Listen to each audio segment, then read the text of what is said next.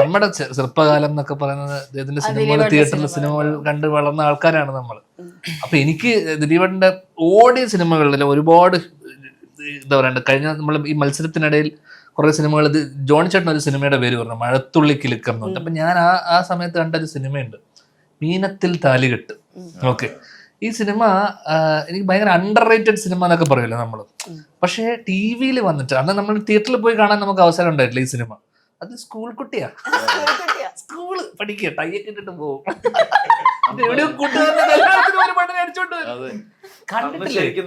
Inspired ആയിട്ട് നീ പറയണ്ട്, ഇൻസ്പയർഡ് ആയിട്ട് ഞാൻ അതൊക്കെ ചെയ്യണമെന്ന് കൊതിച്ചു. കല്യാണത്തിന് കൂട്ടുകാരന്റെ കല്യാണത്തിന് പോയി വീട്ട് ആരൊക്കെ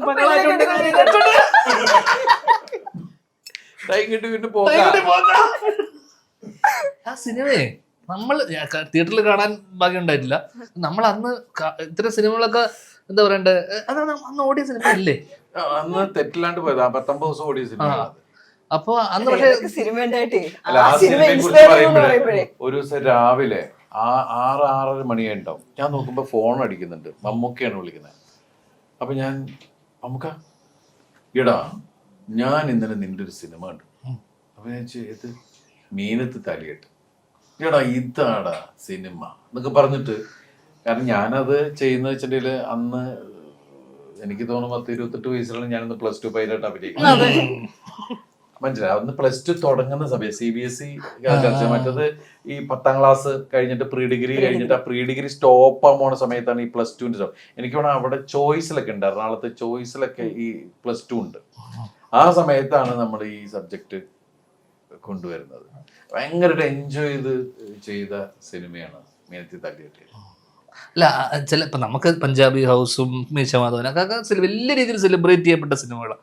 അങ്ങനെ വലിയ രീതിയിൽ സെലിബ്രേറ്റ് ചെയ്യാൻ, തിയേറ്ററിൽ സെലിബ്രേറ്റ് ചെയ്യപ്പെട്ട സിനിമകളാണ് ഇതൊക്കെ. അതൊരു പെരുന്നാൾ കാലത്ത് വന്ന, നോമ്പ് കാലത്ത് വന്ന സിനിമയാണ് അത്. ടി വിയില് ഭയങ്കരമായിട്ട് റിപ്പീറ്റ് വാല്യൂ ഉള്ള സിനിമയാണ്. ബാക്കി സിനിമകളൊക്കെ നമുക്ക് അറിയാം വലിയ രീതിയിൽ സെലിബ്രേറ്റ് ചെയ്യപ്പെട്ടു, പക്ഷെ ഇതിന് ഭയങ്കര റിപ്പീറ്റ് വാച്ചുള്ള സിനിമയാണ്. അതുപോലെയാണ് അനുരാഗ് കൊട്ടാരം, ഉല്ലാസ പൂങ്കാറ്റ് അല്ലെ ഈ സിനിമ. അനുരാഗ് കൊട്ടാരം മറ്റേ ഒരു മറ്റേ സെമിനാരിയിലെ മറ്റേ കേട്ട് മറ്റേ